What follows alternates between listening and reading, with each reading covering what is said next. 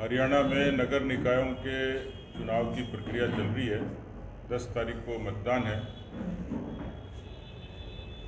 बाकी राजनीतिक दल और कुछ निर्दलीय अपने बूते पर चुनाव लड़ रहे हैं।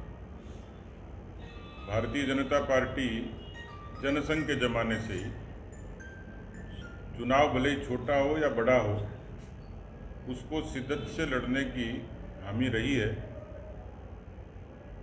जिस ज़माने में हमारी राजनीतिक उपस्थिति नहीं होती थी तो भी हम लोग संघर्ष करते थे। कालांतर के अंदर भारतीय जनता पार्टी को जो जनाधार मिला, जनादेश मिलता गया, तो कहा यह गया था कि बीजेपी का एक अर्बन बेस है, शहरी पार्टी बीजेपी को कहा गया। वाजपेयी जी के युग से हम लोगों ने विस्तार किया और गांव तक हमारी अप्रोच हुई, और आज बीजेपी एक समग्रता लिए हुए पार्टी है। कश्मीर से कन्याकुमारी तक और कच्छ से कामरूप तक, शहर हो या गांव हो, एक संतुलित तरीके से देश को विकसित करने में, और केवल इतना नहीं, प्रधानमंत्री जी 2047 तक उसका विजन देखते हैं। 5 राज्यों के चुनाव हुए हैं, वहाँ की चर्चाएं भी सकारात्मक हैं। 4 मई को एक अच्छा सुखद परिणाम आएगा। लेकिन मैं हरियाणा की बात करूं तो हरियाणा में भारतीय जनता पार्टी ने कई बार मिथक तोड़े हैं। लोकसभा में 10 की 10 सीटें जीतना ये किसी आश्चर्य से राजनीतिक पंडितों के लिए कम नहीं था। हरियाणा में सरकार बनना ये तो बड़ा आश्चर्य माना जाता था कि बीजेपी की सरकार कभी नहीं बन सकती, वो मिथक तोड़ा। फिर दोबारा नहीं बन सकती, वो तोड़ा। तिबारा नहीं बन सकती, वो तोड़ा। और इसलिए राजनीतिक रूप से भारतीय जनता पार्टी आज हरियाणा में 2 पक्षों पे मजबूत और सकारात्मक दिखाई देती है। जहां संगठन का सवाल है, किसी समय उम्मीदवारों का भी टोटा होता था और कार्यकर्ताओं का भी। आज भारतीय जनता पार्टी 20,000 बूथों पर अपनी सक्रिय सदस्यों की टीम के साथ पूरे तरीके से काम करती है।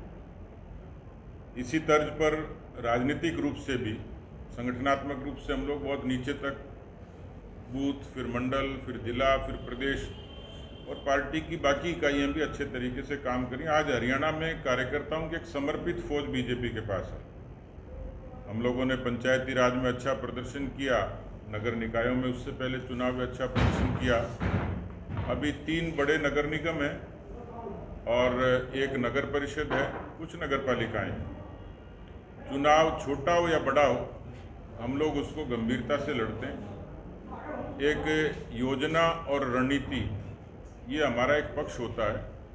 तो हमारे पार्टी में आज सिद्धस्थ कार्यकर्ताओं की, मैं अभी कार्यकर्ताओं को संबोधित करते हुए कह रहा था, कोई समय था जब लोग हरियाणा में प्रचार के लिए आते थे, हरियाणा को जिताने के लिए। आज हरियाणा का कार्यकर्ता असम और बंगाल में पार्टी को जिताने के लिए काम करता है। इसका मतलब हमारे पास चुनाव लड़ने और लड़वाने वाले अच्छे समर्पित कार्यकर्ताओं की फौज है।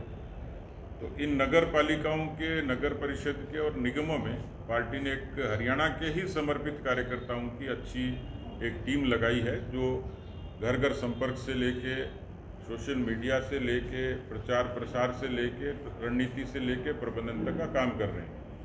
मैं उन्हीं के भरोसे और विश्वास से कह सकता हूं कि इन सारे ही चुनाव में बीजेपी को अच्छा जनादेश मिलेगा।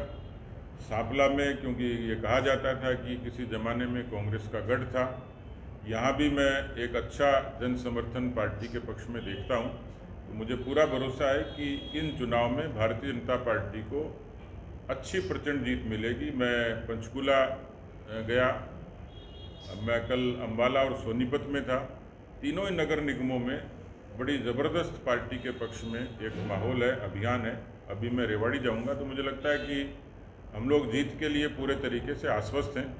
और पार्टी का संगठन, नरेंद्र मोदी जी सरकार की नीतियां, नायब सैनी सरकार की जो योजनाएं हैं, उसने लोगों पर एक प्रभाव डाला है। तो मुझे पूरा भरोसा है कि हम लोग अपनी ताकत के बूते पर ये चुनाव जीतेंगे।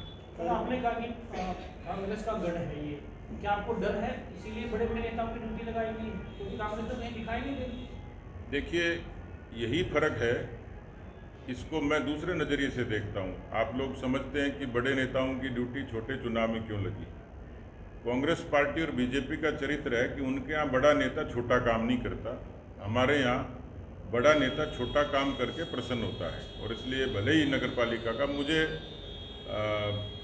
क्या ताल्लुक था कि मैं सभी नगर पालिकाओं में जाता, कभी किसी पार्टी के प्रभारी इस तरीके से बहुत ग्रास रूट पे नहीं जाते हैं, लेकिन मैंने ये कहा कि हम किसी भी चुनाव को हल्के में नहीं लेते, पूरे गंभीरता से लेते हैं। और कांग्रेस मैदान में नहीं दिख रही, वो देश में भी कहीं नहीं दिख रही है। देश के नक्शे से भी नीति और व्यवहार से नकार दी गई है, इसलिए हमें किसी से कोई भय नहीं, भय तो हमसे है लोगों को।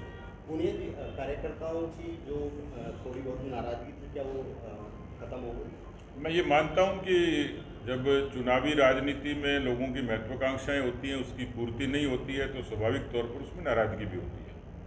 उनको तीन पक्ष होते हैं, उनको समझाइश का पूरी कोशिश करते हैं कि वो समय पर कार्यकर्ता को यदि टिकट नहीं मिलती तो कहीं ना कहीं उनका समायोजन करते हैं। तो 24 कैरेट और 100% उसका समाधान होता हो ऐसा नहीं है, लेकिन मेरा ये मानना है कि भारतीय जनता पार्टी ने काफ़ी कुछ उस चीज़ को ठीक किया। भूपेंद्र सिंह हुड्डा के गढ़ को तोड़ने के लिए विशेष रणनीति बनाई है।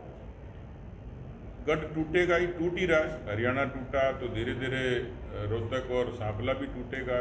रणनीति का हिस्सा है कि सब लोग ज़मीन पर मेहनत कर रहे हैं। हम अपनी खूबी के आधार पर गढ़ तोड़ना चाह रहे हैं, हमारी अपनी उपस्थिति दर्ज कराना चाह रहे हैं। आपने कहा कि पालिका चुनाव नहीं था, वो 125 दिन का रोजगार मोदी ने दिया, हम 365 दिन का, ये क्या है?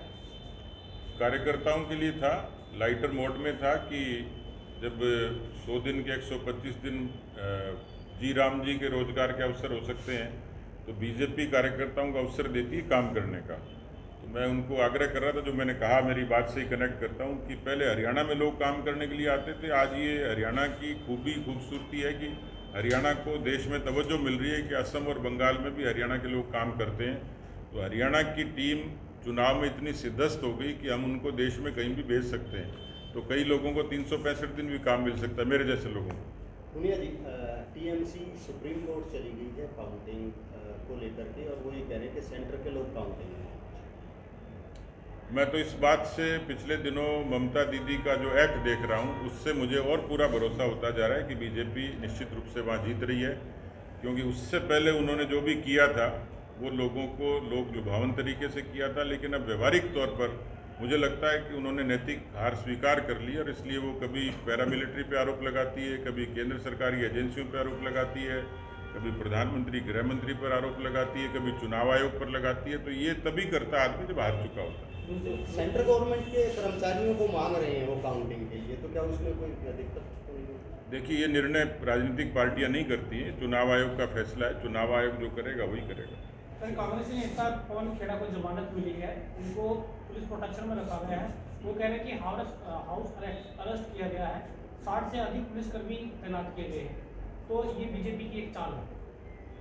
देखिए, कांग्रेस के लोगों को आप भी देख रहे हैं, मैं भी देख रहा हूँ, विरोध होता है और विरोध प्रकट करने का भी तरीका होता है, लेकिन राजनीति किसी की मान हानि की इजाज़त नहीं देती। उन्होंने मुख्यमंत्री जी की पत्नी पर जो टिप्पणियां की थी वो निश्चित रूप से अशोभनीय थी, असहनीय थी। कानून अपना काम कर रहा है, उसमें सरकार और पार्टी कहीं नहीं है, तो उससे तो उनको फेस करना ही पड़ेगा कि जो कानूनी प्रक्रिया है उससे तो गुजरना पड़ेगा। तो पवन खेड़ा कोई दूध के दूल्हे तो है नहीं कि उन पर वो कानून से ऊँचे हैं। आपके सांसद आए थे, 7 उनमें से संदीप पाठक पर पंजाब में एफआईआर दर्ज हो गई है। हमारे जो बीजेपी ज्वाइन की है जी, पंजाब में एफआईआर दर्ज हो गई है। देखिए, आम आदमी पार्टी को जिस तरीके से दिल्ली और पंजाब में मैंडेट मिला था, दिल्ली और पंजाब के लोगों को उन्होंने निराश किया। जनता को तो किया ही, लेकिन उनके भीतर भी इस तरीके की व्यवस्था नहीं थी। और ये केवल हमारी खूबी हो तो एक अलग बात है, लेकिन किसी का घर छोड़ के जाना ये तो एक बड़ी बात हो जाती है, और साथ के साथ सांसद। तो मुझे लगता है कि आम आदमी की पंजाब की जो सरकार है वो उनके साथ भी लगभग ममता दीदी जैसा ही खेल चल रहा है कि वो भी अपनी हार से, निराशा से और बुरे तरीके से बौखलाए हुए हैं। इसलिए साथ लोग रख नहीं पाए, उनको साथ नहीं रख पाए, उनको इज्जत नहीं दे पाए, उनको नेतृत्व नहीं दे पाए, इसलिए वो छोड़ के चले गए। ऐसे वहाँ पर आम आदमी पार्टी का जो समर्थक शुभचिंतक है वो भारतीय जनता पार्टी के साथ लगातार जुड़ता जा रहा है। तो मुझे लगता है कि ये आचरण राजनीतिक द्वेषवश किया गया है। धन्यवाद।